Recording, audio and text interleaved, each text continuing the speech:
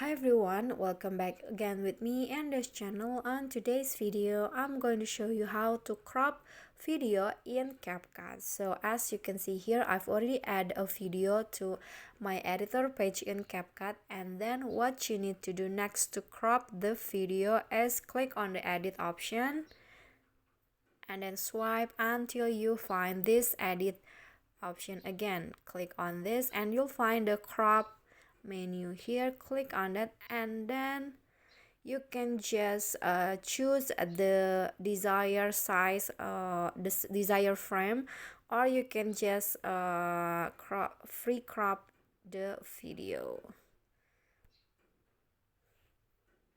You can just drag this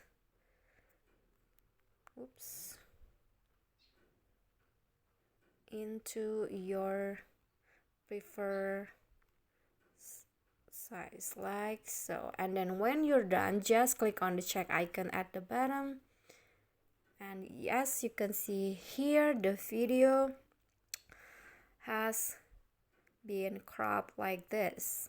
And when you're done, just click on save to save the video.